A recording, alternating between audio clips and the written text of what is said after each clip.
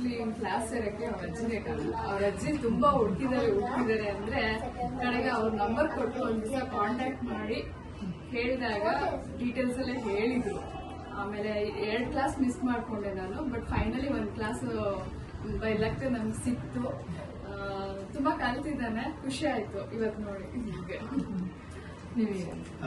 Basically ನಾನು ನೋಡಿರೋದು ಏನಂದ್ರೆ ತುಂಬಾ ಹೈಪರ್ ಆಕ್ಟಿವ್ ಅಂತಾನೆ ಈ was considered in the school.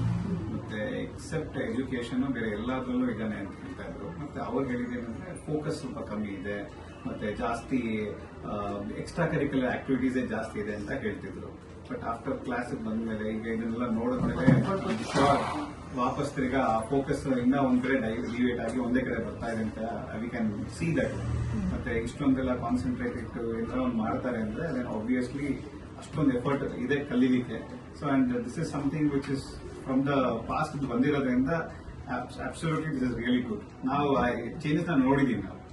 Something which we would also give to other childrens also. So ನಮ್ಗೆ ಎಷ್ಟು ಜನ ಗೊತ್ತಿದೆ ಅವರಿಗೆ ಡೆಫಿನೆಟ್ಲಿ ನಾವೆಲ್ಲ ಹೇಳ್ತೀವಿ. That is for sure.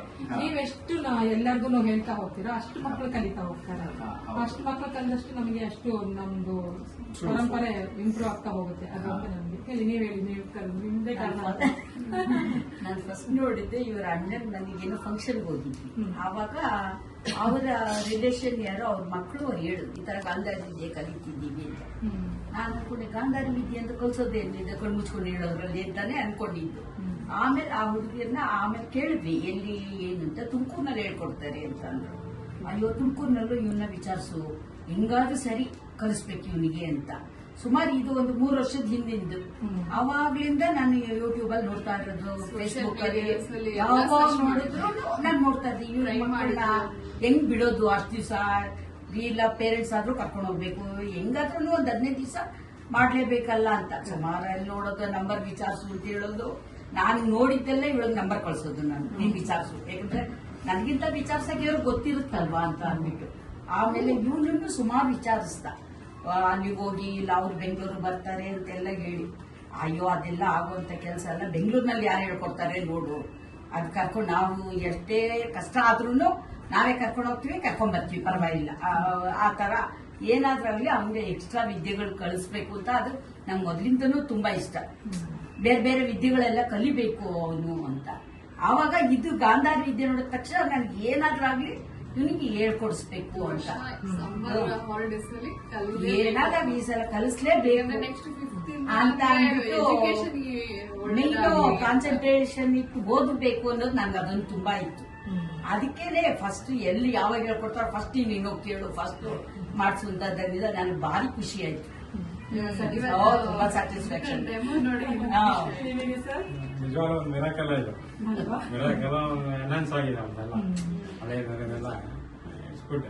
ನೋಡಿ ಇವಾಗ ಚೇಂಜಸ್ ಕಾಣ್ತಿದೆ. ಅದೇ ತುಂಬಾ ಆಕ್ಟಿವಿಟಿ ಅವನು, ಒಂಥರ ಅವನು ಎಕ್ಸ್ಟ್ರಾರ್ಡಿನರಿ ಅಂತಾನೆ ಇದ್ದಾನೆ. ಒಂಥರ ಈ ಸ್ಟಿಕ್ ಅಲ್ಲಿ ಜೋಡಿಸೋದು ಅದು ನಮಗೂ ಏನಿದೆ ಎಲ್ಲ ತುಂಬಾ ಬೇರೆ ಬೇರೆ ತರ ಎಲ್ಲ ಮಾಡ್ತಾನೆ ಅವನು.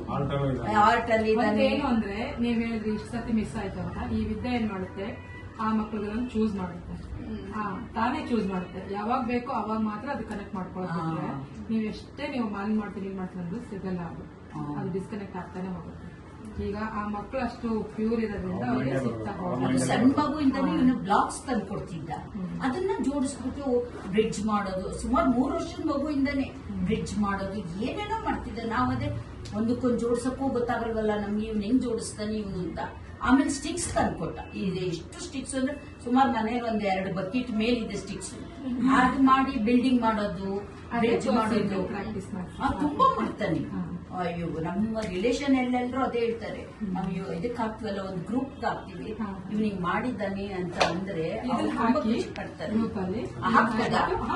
ಹಾಕಿ ಎಲ್ಲಾನು ಹಾಕಿ ಯಾಕೆ ಅಡ್ರೆಸ್ ಕೊಡಿ. ಆಯ್ತು ಅದೇ ನಿಮ್ಮಿಂದ ಒಬ್ಬೊಬ್ಬರಿಗೆ ಒಂದು 10 ಎಷ್ಟೋ ಚೆನ್ನಾಗಿತ್ತು. ಆಕ್ಚುಲಿ ಇವರ ಫ್ರೆಂಡ್ ಮೊಮ್ಮಗಳಿಗೆ ಕೇಳ್ಬೇಕಿತ್ತು, ಬಟ್ 2 days ಲೇಟ್ ಆಗ್ಬಿಟ್ಟಿತ್ತು ಜಾಯ್ನ್ ಆಗುವಾಗ. ಅದಕ್ಕೆ